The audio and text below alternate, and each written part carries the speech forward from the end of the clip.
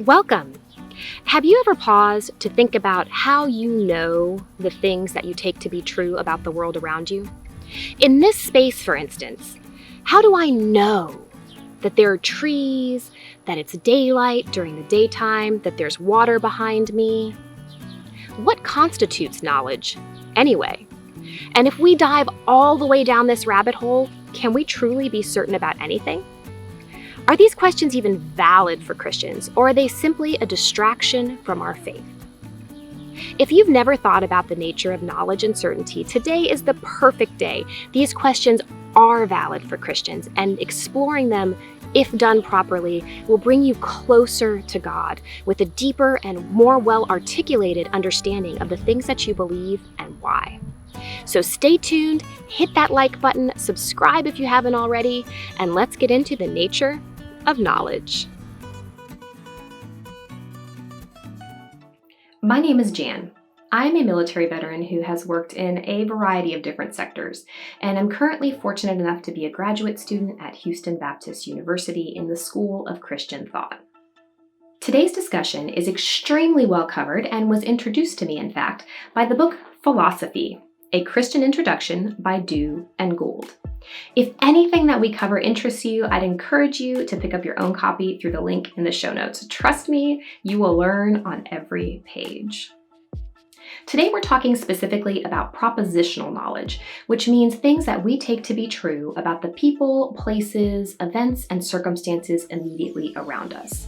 Most people would call these facts about our environment. But how do we know that they're true, and why do we even say that we know instead of saying that we believe? If you turn to page 21, Dew and Gould say that in this case, knowing is a stronger kind of cognitive activity than simply believing. They then pose the question, if so, what does knowing have that believing lacks?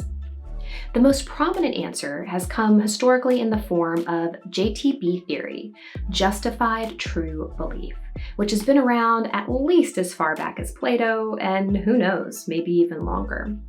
JTB, Justified True Belief, says that in order for something to be qualified as knowledge, it must be justified, true, and believed by the person making the statement. Makes sense, right? Seems pretty straightforward. It wouldn't be philosophy without a debate, however, and JTB does have some substantial holes. The largest was pointed out by American philosopher Edmund Gettier in 1963. Gettier noticed that it is possible to arrive at a true, correct conclusion based on false assumptions, bias, or perception. So, if the output is correct, but the inputs are all over the place, can we still call it knowledge? Gettier says no, and I agree with him. The term knowledge denotes a certain level of awareness and arguably a certain degree of, certainty. Gettier's point is valid, but I do believe that JTB still has merit and use and disagree with philosophers who simply want to throw the baby out with the bathwater. If we took a weapon with 80% accuracy into battle, we would still use it, and it would still be an asset to us. JTB's theory is the same. It may not cover every human condition or circumstance, but it's a very strong foundation. I am an advocate of what you'll see and hear described as a fourth condition solution to the Gettier problem. That is simply that we've got justification, truth, and belief, but we've got to add a little something to it in order to fully and more comprehensively arrive at the output of knowledge all the time, every time. I believe that the answer lies somewhere in, as I mentioned before, perception, bias, or assumption, some way to quantify that if we even can. But I'd like to point out that a solution to balancing, as it were, the inputs and outputs of JTB, resulting in knowledge, may or may not be done on the JTB side. It may not be done on the input side. The solution may lie in adjusting our definition of knowledge. In practical application, knowledge functions as a threshold. And our logical statements, even our mathematical equations, must reflect very real experience in order to have any usability in our lives. Usability is extremely important, especially to Christians. We must heed Paul's warnings in 1 Timothy chapter 6, verses 20 and 21 to guard what has been entrusted to our care.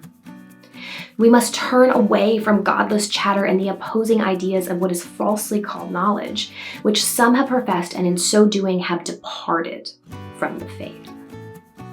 Functionality of these philosophical debates is a key to making sure that philosophical discussion remains useful and valid to the contemporary Christian. Dew and Gould say something very similar when on page 2 of their book, they say that philosophy is the pursuit of knowledge and wisdom for the sake of flourishing. This is a valid position. If we start here, we are justified in thinking about knowledge as a threshold. And what I love about that is that thinking of knowledge as a threshold leaves room for the mysteries of God that surpass our human understanding and cannot be quantified. Remember Paul's words in 1 Corinthians chapter 2, verses 12 and 13. What we have received is not the spirit of the world, but the Spirit who is from God, so that we may understand what God has freely given to us. This is what we speak, not in words taught us by human wisdom, but in words taught by the Spirit, explaining spiritual realities with Spirit-taught words. We may not be given the Spirit's words in our every attempt to quantify, articulate, and kind of box in basic philosophical truths, but we can always create logical arguments or even mathematical equations that leave room for uncertainty. Want to learn more? I am grateful to Dr. Travis at Houston Baptist University for taking me by the hand and introducing me to some fabulous resources for absolute beginners to any discussion of logic or philosophy, which I certainly was when I showed up at HBU. So dive into the materials in the show notes. The water's fine, the discussion is fantastic, and I promise you that striving to love God with all your heart, soul, and mind will further your relationship with Him. I pray that God moves your heart and mind in accordance with His will for our understanding. Thank you for letting me walk with you here today. I look forward to the next one, and until then, I hope you have a very happy day.